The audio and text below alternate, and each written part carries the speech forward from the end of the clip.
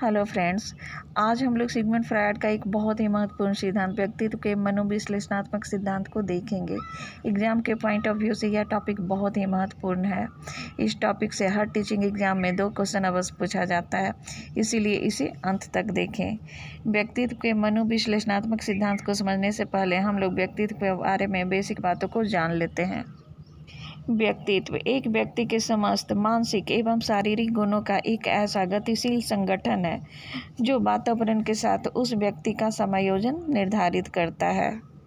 व्यक्तित्व का कई सिद्धांत दिया गया, जिसमें से प्रमुख सिद्धांत है व्यक्तित्व का मनोविश्लेषणात्मक सिद्धांत, जिसे सिगमंड फ्रायड ने दिया। शील गुण का सिद्धांत, जिसे कैटल और आल्पोर्ट ने दिया।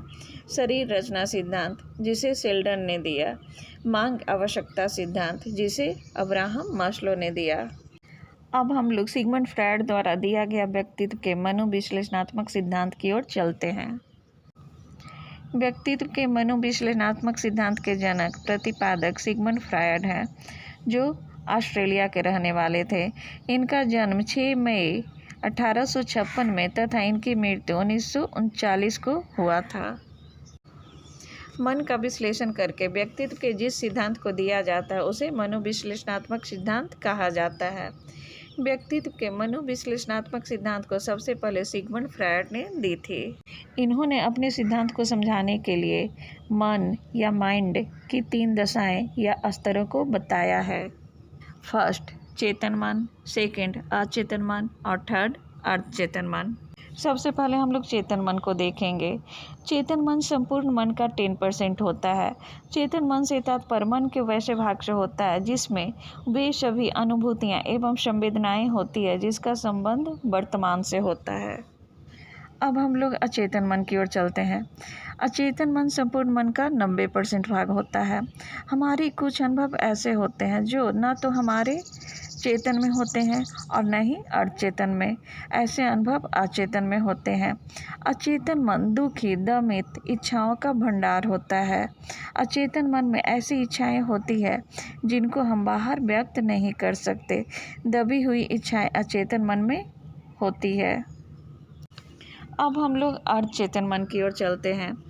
अर्धचेतन मन में वैसी इच्छाएं, विचार, भावनाएं आदि होते हैं जो हमारे वर्तमान चेतना या अनुभव में नहीं होते, परंतु प्रयास करने पर, मस्तिष्क पर जोर देने पर वे हमारे चेतन मन में आ जाते हैं। मन के आधार पर फ्रायड ने व्यक्तित्व को 3 भागों में बांटा है। इड, ईगो, सुपर ईगो, जिसे इदम, अहम, परा कहा जाता है। अब हम लोग ईदम की ओर चलते हैं। ईदम सुखवादी सिद्धांत पर आधारित होता है। इच्छा पूर्ति के लिए व्यक्ति कुछ भी कर सकता है। यह मन पशु प्रवृत्ति के समान होता है। ईदम का संबंध अचेतन मन से होता है। ईदम अहम द्वारा नियंत्रित होता है।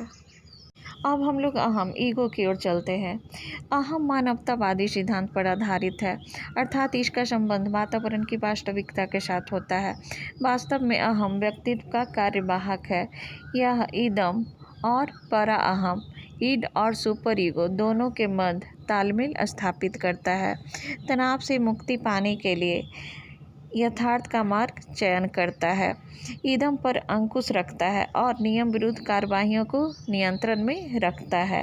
इसका संबंध अर्धचेतन मन से होता है। अब हम लोग सुपर ईगो की ओर चलते हैं। सुपर ईगो का संबंध आदर्शवादी सिद्धांत अर्थात सामाजिक मान्यताओं, संस्कारों व आदर्शों से होता है तथा मानवीय, सामाजिक और राष्ट्रीय हित में व्यक्ति को त्याग व बलिदान हेतु तत्पर करता है। सुपर ईगो का संबंध चेतन मन से होता है। यह ईड और ईगो पर नियंत्रण रखने का कार्य करता है। सुपर ईगो में नैतिकता की अधिकता होती है। इसी के साथ मेरा आज का वीडियो समाप्त होता है। यदि मेरा वीडियो आपका अच्छा लगे तो लाइक और सब्सक्राइब कीजिएगा। तब तक के लिए नमस्कार।